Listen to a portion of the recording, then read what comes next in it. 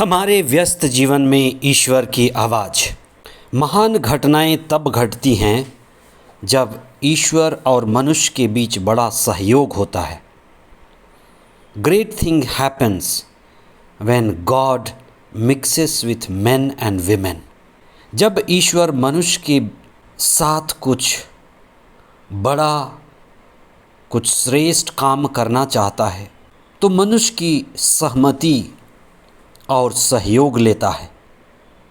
ईश्वर मनुष्य के साथ काम करता है। मुक्ति योजना उसी का परिणाम है। ईश्वर ने माँ मरियम की सहमति ली, ईश्वर ने माँ मरियम का सहयोग लिया और उनका सहारा लिया। मरियम का विनम्र होना, सरल होना, सहज होना और ईश्वर की मर्जी को जानकर उसको पूरा करने के लिए कदम उठाना, यही आशीष और कृपा में आगे बढ़ने का मार्ग है। 26वां सामान्य सप्ताह 7 अक्टूबर 2023 शनिवार। प्रेरित चरित अध्याय 1 पद संख्याएँ 12 से 14 तक और संत लूकस का सुसमाचार अध्याय 1 पद संख्याएँ 26 से 38 तक। धर्मशास्त्र हमारी सबसे बड़ी धरोहर है जो हमें ईश्वर के विभिन्न अनुभवों को अलग अलग युग में अलग अलग लोगों के द्वारा जो किया गया है हमारे सामने रखती है। धर्मशास्त्र का अनुभव किसी और व्यक्ति का अनुभव है, लेकिन हमें भी उस अनुभव से नई प्रेरणा मिलती है, पवित्र आत्मा मिलता है, एक मार्ग मिलता है, ईश्वरीय अनुभव करने की प्रेरणा मिलती है।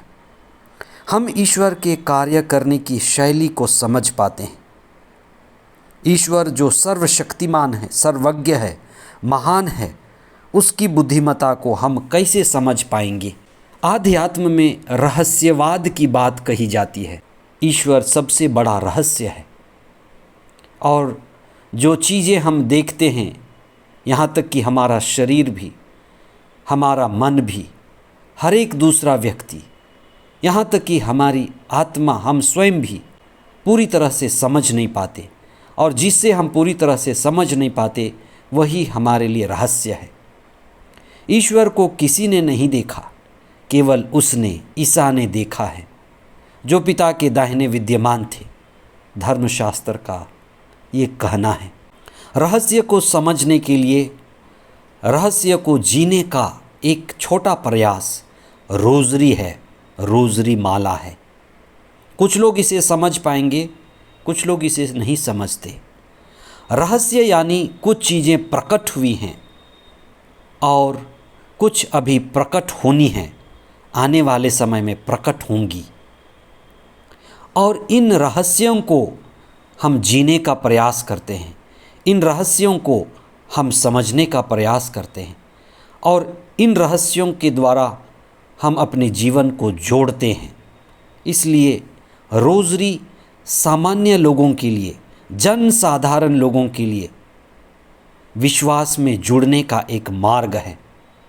हमारे विश्वास के रहस्य को हम जानना चाहते हैं, उसे याद रखना चाहते हैं, उसे अपने बच्चों को सिखाना चाहते हैं, अपने जीवन से जोड़ते हैं, जो कठिन है। इसलिए रोज़री एक ऐसा माध्यम है जो जन साधारण को जोड़ता है, साधारण लोगों को जोड़ने का एक मार्ग है, भक्ति का एक रूप है। रोज़री के द्वारा हम विश्वास के रहस्यों को दोहराते हैं, बार बार दोहराते हैं और जीवन में आगे बढ़ने का, जीने का मार्ग खोजते हैं। और ये रहस्य, इन रहस्यों के द्वारा हमें प्रकाश मिलता है। संत जो इस मार्ग में गए हैं, जिए हैं, वे हमें प्रेरणा देते हैं। संत ही हमारे लक्ष्य नहीं हैं, ईश्वर हमारा लक्ष्य है, लेकिन इन रहस्यों के द्वारा हम ईश्वर तक पहुँचते हैं। माँ मरियम भी माध्यम है और उनके द्वारा हम आगे जाते हैं। ये भक्ति का एक रूप है।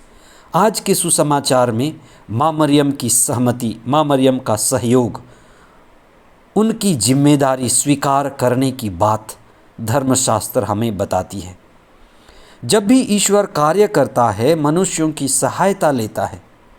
ईश्वर के कार्य के लिए कितने ही नबियों ने काम किया, राजाओं ने, प्रेरितों ने, और आज कलीसिया भी वही काम करती है। जैसे कई तरह के लोग ईश्वर के कार्य करते रहे हैं, ईश्वर मनुष्यों के सहयोग से अपना कार्य जारी रखता है। आज हम सभी के द्वारा, आपके द्वारा ईश्वर अपना कार्य जारी रख सकता है। इसलिए हम ईश्वर की योजना को समझें, सत्य के साथ खड़े हों, सत्य के साथ जुड़ें। जब ईश्वर को इस धरती पर आना था तो उसने कुंवारी मरियम का सहयोग लिया, उनकी सहमति लिया, और ईश्वर अपना कार्य जारी रखा। हम प्रभु के साथ जुड़ें, उनके साथ एक हों और उनके सहयोगी बने। रहस्यों को समझने का प्रयास रोज़री के द्वारा, भक्ति के द्वारा हम विश्वास में बढ़ें और ईश्वर तक पहुंच सके। ईश्वर ही हमारा लक्ष्य है, ईश्वर ही हमारा उद्देश्य है। हम सत्य के साथ जुड़े, सत्य के साथ खड़े हों और सत्य में जिएं। आमीन।